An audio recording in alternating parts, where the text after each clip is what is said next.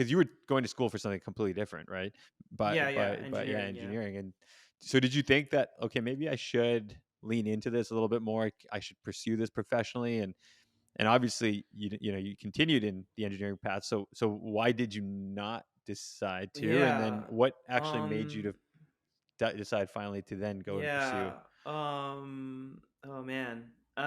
So I would say like part of it is just like I mean, I grew up with a sense of trying to obviously kind of do what my parents wanted me to do, and like so I think that was and not just that, like I can't blame it all on that, like it also was like I wasn't sure either, so it's like without a critical mass within myself of like crossing a certain threshold within myself, the default kind of was like just to do Yeah. engineering or something like that. And so I guess my own indecision was like, well, I don't know enough. I don't know if I can make this a career or whatever. Even though I really wanted to, I think deep down I wanted to, but I didn't have like the courage to like admit that I wanted to go all in on it. Mm-hmm. And then also looking around, it was like it didn't seem possible. Mm. I think there were so few people. I would say brown people in general, Muslim or non-Muslim, just like any like of South Asian background, like doing any. There was like the guy who made Super Troopers, Yeah. like Yeah. I mean, there's just like so few. Yeah.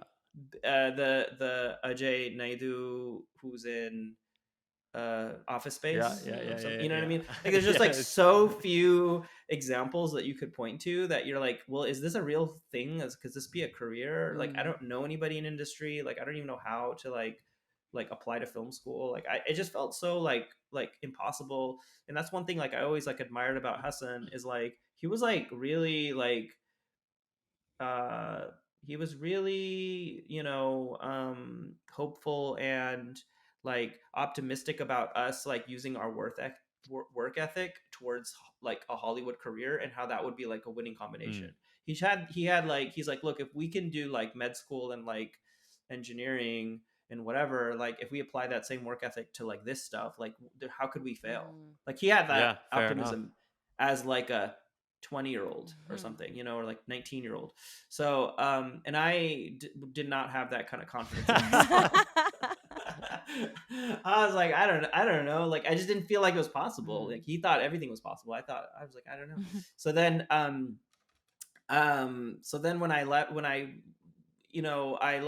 I had like a crisis of like not knowing what I wanted to do, and I worked and like again went back to default. I worked in medical devices for a few years, and I think at that time that's when I reached like my critical mass and like the threshold was crossed where inside of myself where I was like, no, like I directed a short at that Mm-hmm. time. I directed a couple little things in my spare time, and I realized like I have like a sort of dead end career as like an engineer, but like I think what I need to do is find something that like continually engages my brain Mm. and continually makes me want to like um something that where the challenge is always there, and I never get like bored of it. And I feel like part of that was like realizing that or like being like diagnosed with ADHD and realizing that like that I have to put myself in situations where my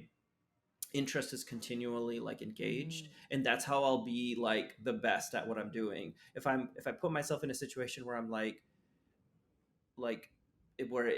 where that part of my brain isn't being engaged, like I will be like a pile of bricks. Like I will have like no like Desire, drive, impact, yeah. or yeah, and I it's like all or nothing for me. So Mhm. I realized like, well, what do I like to do? I was like, oh, I like film, and I had always liked to do film, and so that motivated me to apply to grad film Yeah. programs, and then that led me to film school, and that was like my clean break. Yeah. And that was like 2000. 12. Well, 2012. Yeah. So 2011 is probably when I decided, Yeah. and then 2012 I actually went. What made you So yeah. decide? Because by the way, I realized after the fact that we were at NYU at the same time, so we probably like ran into Oh, each other a cool. lot, but I probably didn't even realize. But Well, it was in Singapore. no I was way, in Singapore. then we did Yeah. not run into each No, other, no, because yeah. I was I always went wondering. I to was like, how is this guy yeah. at Tish while I was at Stern, and I was at like IC Oh, like okay. every Friday. So I was like, Yeah. why did I never? Okay, well that makes a lot. So okay, tell us more. Why did you decide to go to Singapore for NYU?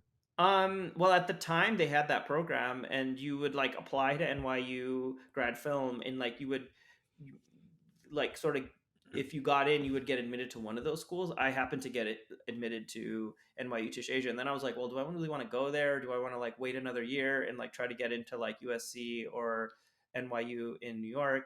And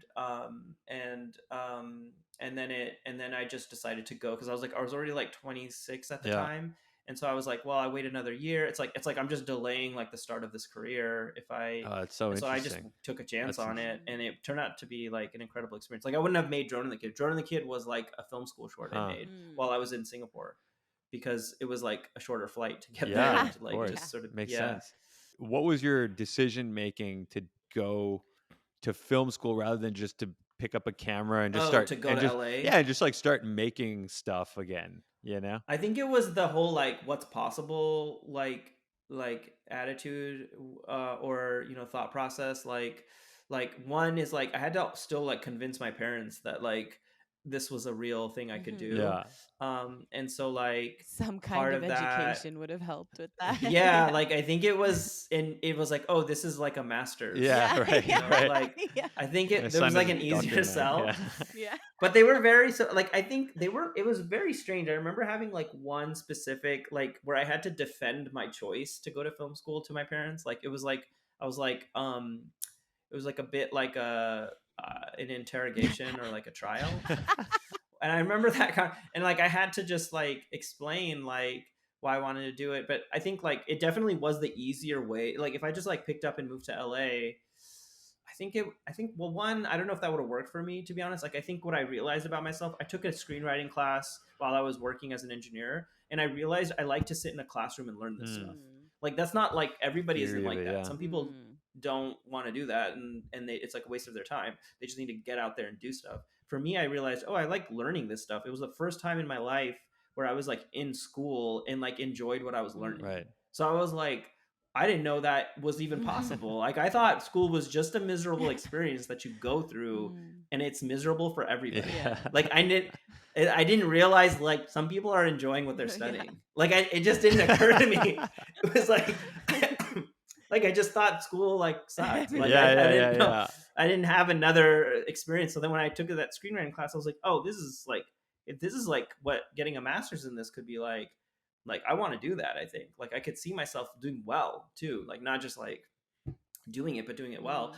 And so so that was part of it. And then yeah, I had to like defend like my decision to my parents, or like not even or like not that the decision had been made. It was just like I think I had an acceptance at that Yeah. point, and I had to be like, and they were like kind of telling me, trying to, and I was like, look, I think this is, and I kind of went through point by point all of their concerns. And then at the end of that, they're like, okay, all right, let's do this then. And so they were like all in after that point, and they were very supportive. And they weren't like, hey, you should take these skills and become a lawyer. They tried. I'm sure that was part of the conversation. I think my dad even said something about like, oh well, I'll help you get some money together, and then you make a studio here in the Bay Area, like where I'm from. Like, and I was like, that's not how things work. Like, you can't like I want to do it for real, like that whole thing. Like that's like a very like Pakistani Totally. mentality of Like, like, I'll just do it we'll just do a ourselves. Yeah, family business. exactly. Yeah, but it's like if you don't know what you're doing, you can't really do it. Like you don't even know what you're doing. So I don't know. I just really wanted to learn and like do it like the way that I wanted to learn, and then also get industry experience. I think that's like really important too. Yeah. So it's like you can't really do that like staying in your hometown. Like you have to kind of go somewhere to do that. And so but then they've been extremely supportive since then. Like they were all at the premiere of Mustache at South by Southwest, and like it was a really like special experience, just because like my whole family was there. Like all the people who are like these characters are based on. Yeah.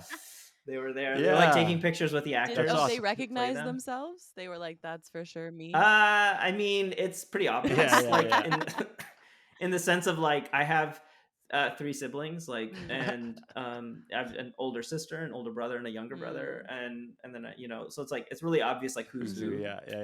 Yeah. Did I remember seeing, I think it was like on Instagram, somebody posted like your dad at one of your, I think it was the Pillars panel that you did, Oh and yeah, yeah, he was there. so what was his reaction to just like seeing your dream like basically come to life? I think it was one of the first times they've been able to like experience all of the hard work that I've been putting in for years, Mm, because I think like it's in Hollywood especially, it's a lot of like theoretical, like, oh, I'm working on something, this thing is like eventually going to come out, or oh, I've got this script that I'm writing, like there's all these things that are like you don't see the fruits of that labor until something like a premiere or something where you can like everybody's there to see this thing, and then they see it and they're like, oh wow, like that must have taken a lot of work, like they can see it.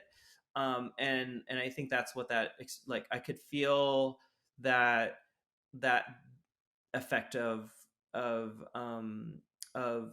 what it was for them to be at that premiere and to see it and to see like how long I've been like working at this, and like to see finally, it's I think they would recognize it as a big accomplishment, and it was like I think like a proud moment for them that I mean there have been probably other proud moments, but it's like this was by far the most fulfilling for me as a yeah. creative person, and then I think for them too, to see like, all right, he's doing something, like it wasn't like a waste of time. So I don't know, like that's what I felt from their reaction, Yeah. like and then my dad was like after it, you guys have seen the movie so this will make sense, but he's like, yeah, it was good, but in real life my business was very and That's so I'm awesome. like, all right, That's the most For the baller record. it's a story. most baller response Yeah, possible. yeah. I love it. Yeah.